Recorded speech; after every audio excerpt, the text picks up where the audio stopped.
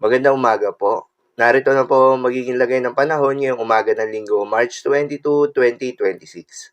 Pero bago yun, baka pwedeng pa-like and share naman ng video na ito. Comment ka na rin kung taga saan lugar ka para malaman natin kung hanggang saan umabot ang video na ito. Huwag mo din kalimutan na mag-follow at mag-subscribe sa ating Facebook page at YouTube channel. Sa kasalukuyan na tayo sa pag-asa, wala nang epekto itong northeast monsoon o hanging amihan sa anumang bahagi ng ating bansa, kaya naman asahan na ang mas mainit na panahon. Sa ngayon, easterlies o yung mainit na hangin na nanggagaling sa may karagatang Pasipiko, ang dominanting weather system na nakakaapekto sa malaking bahagi ng ating bansa. Dahil dito ay asahan yung mahulap na kalangitan na may kalat-kalat ng mga pagulan at thunderstorms sa may silangang bahagi ng Mindanao.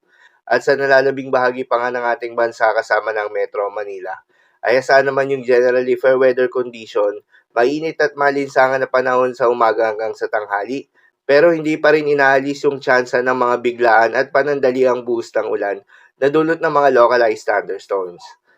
Magandang balita naman dahil ayon sa pag-asa ay wala tayong binabantayan na low pressure area o bagyo sa loob o malapit sa Philippine Area of Responsibility na maring makaapekto sa ating bansa. Subalit maging handa pa rin tayo dahil base sa monthly tropical cyclone forecast ng pag-asa, ay posibleng may pumasok o mabuo sa loob ng Philippine Area of Responsibility ngayong buwan ng Marso. At kung sakaling magkaroon nga ng bagyo, posibleng maglandfall ito sa may Caraga Region, Visayas at Mindanao, o posible naman lumapit lang ito sa may Visayas at mag-recur papalayo na ng ating bansa.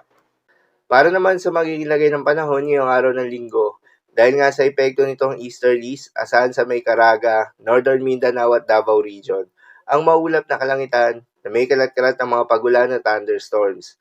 Posible ang mga pagbaha o pagguho ng lupa. Due to moderate to at times heavy rains. Habang sa Metro Manila at nalalabing bahagi pa ng ating bansa, ay asahan naman yung bahagyang maulap hanggang sa maulap na kalangitan na may kalat-kalat ang mga pagulan o thunderstorms na dulot pa rin ng easterlies. Posible rin na mga pagbaha o pagguho ng lupa during severe thunderstorms. Madalas nabobo ang mga thunderstorms na ito tuwing hapon o gabi na nagtatagal ng 1 hanggang 2 oras. Kaya naman ingat sa mga posibleng banta ng pagbaha at pagguho ng lupa, lalong-lalo na sa mga lugar na inuulan na noong manakaraang araw pa.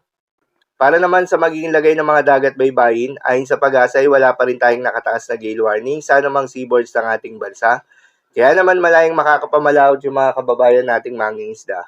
At yung may mga maliliit na sasakyang pandagat, subalit iba yung pag-iingat pa rin, lalo na kung meron tayong offshore thunderstorms activity, asahan yung paglakas ng hangin at kakibat nito ay pagtaas rin ng mga pag-alon. So yun lamang po para sa lagay ng panahon ngayong araw ng Linggo. Keep safe everyone.